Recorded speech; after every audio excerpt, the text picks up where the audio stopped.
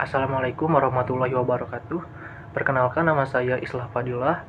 Nomor induk mahasiswa 103230158, Fakultas Sosial dan Ekonomi, jurusan Manajemen.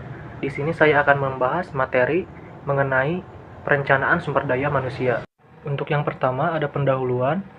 Pengertian perencanaan SDM adalah proses strategis yang melibatkan analisis kebutuhan, perencanaan rekrutmen, pengembangan, dan pengelolaan tenaga kerja. Tujuan utamanya memastikan bahwa organisasi memiliki tenaga kerja yang tepat dan berkualitas untuk mencapai tujuan bisnisnya. Untuk berikutnya, ada tujuan perencanaan SDM. Yang pertama, efisiensi. Meningkatkan efisiensi operasional dengan memastikan tenaga kerja yang tepat berada di posisi yang tepat. Yang kedua, pengembangan karyawan. Memfasilitasi pengembangan karyawan untuk mencapai potensi penuh mereka dan meningkatkan kinerja. Yang ketiga, pencapaian tujuan. Memastikan bahwa organisasi memiliki sumber daya manusia yang dibutuhkan untuk mencapai tujuan bisnisnya. Berikutnya, ada tahapan perencanaan SDM. Yang pertama, analisis. Menganalisis kebutuhan tenaga kerja saat ini dan di masa depan. Tahap ini bertujuan untuk memahami kebutuhan tenaga kerja baik saat ini maupun di masa depan. Yang kedua, perencanaan. Mengembangkan rencana rekrutmen, pelatihan, dan pengembangan karyawan.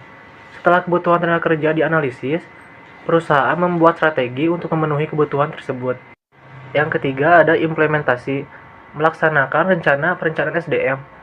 Pada tahap ini, perusahaan menjalankan rencana yang telah dibuat, seperti merekrut, melatih, atau memindahkan karyawan sesuai kebutuhan.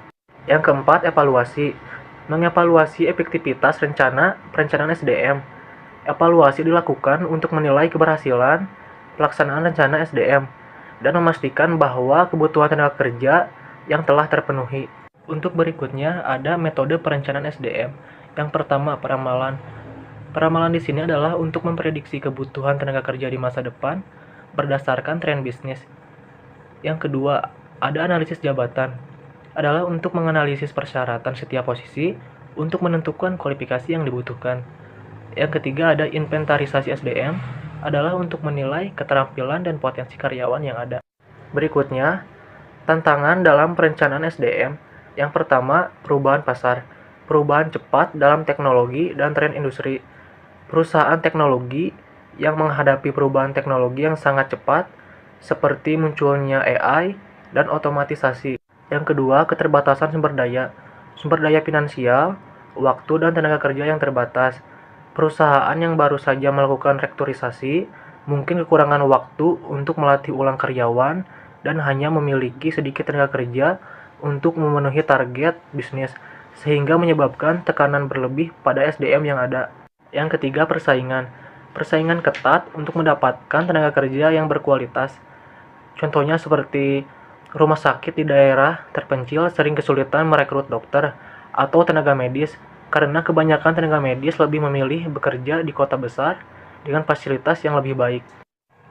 Berikutnya, solusi dan strategi. Yang pertama, strategi rekrutmen. Mengembangkan strategi rekrutmen yang efektif untuk menarik dan mempertahankan talenta. Yang kedua, program pengembangan. Memberikan program pengembangan karyawan untuk meningkatkan keterampilan dan pengetahuan. Yang ketiga, ada pengembangan karir. Memberikan kesempatan bagi karyawan untuk berkembang dalam karir mereka. Jadi untuk kesimpulannya, perencanaan SDM yang efektif adalah kunci keberhasilan bagi organisasi dengan memahami kebutuhan, merencanakan strategi, dan mengatasi tantangan. Organisasi juga dapat memaksimalkan potensi sumber daya manusianya. Sekian presentasi dari saya, semoga bermanfaat. Jika ada kesalahan mohon dimaafkan. Wassalamualaikum warahmatullahi wabarakatuh.